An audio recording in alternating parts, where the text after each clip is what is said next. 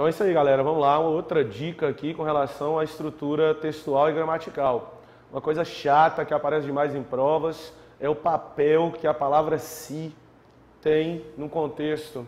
Como ela pode ser chamada numa prova, ok? Então é um pouco complicadinho. Então você tem que ficar esperto, os detalhes fazem a diferença, ok? Vamos lá. Primeiro vamos falar do se enquanto partícula passivadora. O se é uma partícula passivadora, uma outra prova pode chamar de pronome apassivador, mesma coisa. Quando você tiver um verbo que peça um objeto direto. Aqui que eu estou me referindo a um verbo transitivo direto ou os dois ao mesmo tempo, verbo transitivo direto e indireto.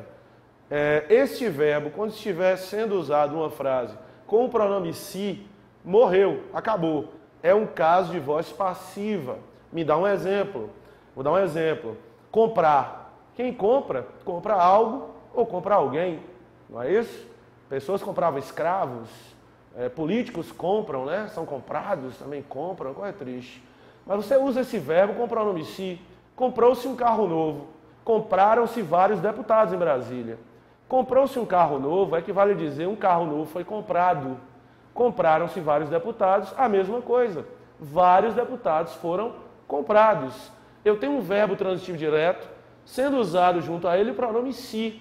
Marca-se assim o que nós chamamos de voz passiva sintética. Lembra, associa se, sim. Se você usou se, é porque a voz passiva é sintética. Isso indica que o seu concorrente que não está estudando não sabe, é que o sujeito está na frase.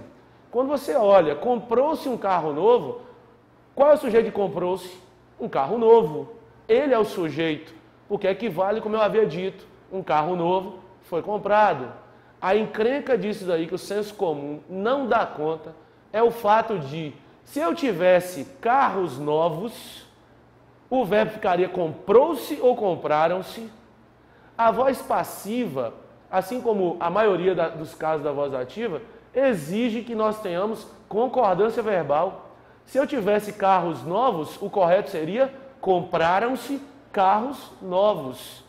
E aí eu teria também uma voz passiva sintética. Haja vista que eu teria carros novos foram comprados, equivalendo em termos semânticos. Então fique esperto que é um assuntozinho um pouco complicado, que envolve não só o papel do se, envolve também voz verbal e regra de concordância verbal. Isso é muito explorado pelas bancas quando aparece esse assunto. O se enquanto partícula passivadora, ok? Quando é que ele não será partícula passivadora? Quando acontecer o contrário. Quando eu não tiver nem verbo transitivo direto, nem transitivo direto e indireto ao mesmo tempo. Então vou dar dois exemplos. Precisa-se de empregados. Quem precisa, precisa de algo ou de alguém. O verbo é transitivo indireto. Ele está ligado ao pronome se. Eu não tenho partícula passivadora. Eu não tenho voz passiva.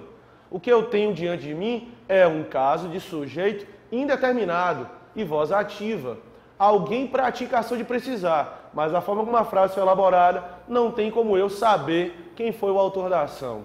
A mesma coisa, um outro exemplo. Morre-se fácil no tráfico. Morre, morrer é um verbo intransitivo. Ele está ligado ao pronome se.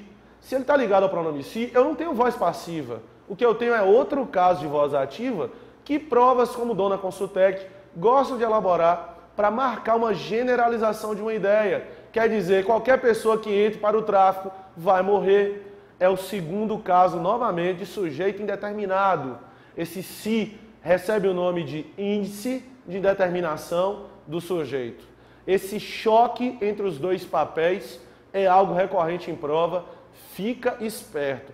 Resumindo, o segredo está na regência do verbo. Transitivo direto ou transitivo direto e indireto, partícula passivadora. Se for qualquer outra coisa, não tendo algo de direto no verbo, índice de indeterminação do sujeito. Um abraço.